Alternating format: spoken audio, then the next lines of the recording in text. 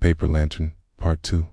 The Lanterns of Hope, 1,000 words, USA style, emotional plus moral story. The following autumn, the town of Willow Creek felt quieter than usual. The annual Lantern Festival, the one that had once brought color, laughter, and light, was now a smaller affair. The storm that tore through the town last year had damaged most of the decorations and stalls. But for Lily, now 12, the festival meant more than celebration. It was memory. The paper lantern she had made with her late father the year before still hung in her room, carefully repaired and glowing faintly each night with a small battery candle. It was her connection to him, fragile but bright. This year, she wanted to do something different, not just for herself, but for others who had lost something to Dot. A new beginning. Lily walked through the town square one Saturday morning, her backpack full of old colored papers, glue, and string. Her plan was simple: to teach others how to make paper lanterns for free. But as she unpacked her supplies at the park table, doubts crept in. Would anyone come?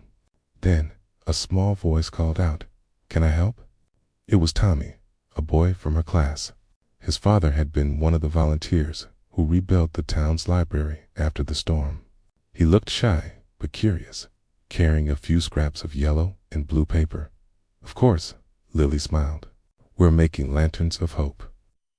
Slowly, others joined. A few kids, some parents, even the old librarian, Mrs. Turner, who brought ribbons and candles. Soon, laughter returned to the park. Lily showed them how to fold the paper, how to cut patterns so the light shined through beautifully. For every lantern, she asked the makers to write one word of hope inside before closing it. Words like love, peace, family, courage. When someone asked what word she chose, Lily whispered, "Remember." It's a lantern that wouldn't light as the festival day neared. The group had created more than 50 lanterns. They planned to hang them all around the town square on festival night. The mayor even came to thank Lily personally. But that evening, as she tested her father's old lantern, the light wouldn't turn on. She changed the battery. Nothing. The paper was fraying too. Lily's eyes filled with tears. She didn't want to replace it. That lantern held her last memory of him, the one they'd made together. Laughing under the stars, her mom walked in, noticing the tears. "Honey," she said softly, "maybe it's not about keeping it the same. Maybe it's about keeping it going." "What do you mean?" Her mom sat beside her, picking up a fresh piece of paper. "Your dad would want you to make a new lantern with the same love, so his light keeps shining through you." Lily hesitated, then slowly began folding. The paper was red, her dad's favorite color. As she worked, she felt her hands steady. When she wrote the word inside, she chose forever. The festival night, the night of the Lantern Festival, arrived crisp and cold. The air filled with the scent of apple cider and roasted corn. The townspeople gathered, each holding a handmade lantern. Lily's new red lantern hung at the very center of the square. When the lights dimmed and the first notes of soft music began, the mayor invited her to speak. She stepped up nervously, clutching her lantern. "My dad and I made our first lantern together right before the storm. Cut," she said, her voice shaking. "When he passed, I thought I'd never make another.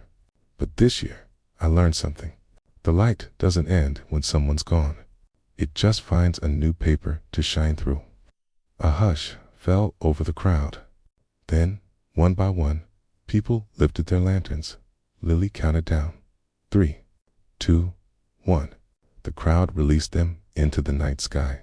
Hundreds of lanterns floated upward, reds, blues, yellows, glowing like tiny stars.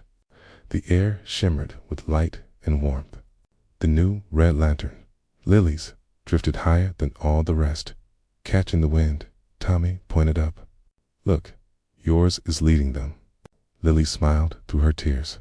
"He's just showing me the way."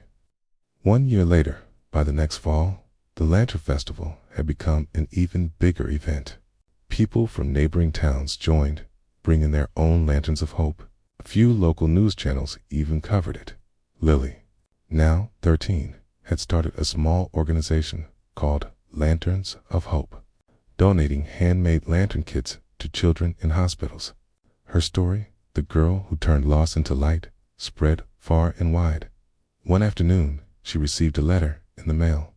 Inside was a photo of a little boy in a hospital bed, holding a paper lantern with the word "smile" written inside.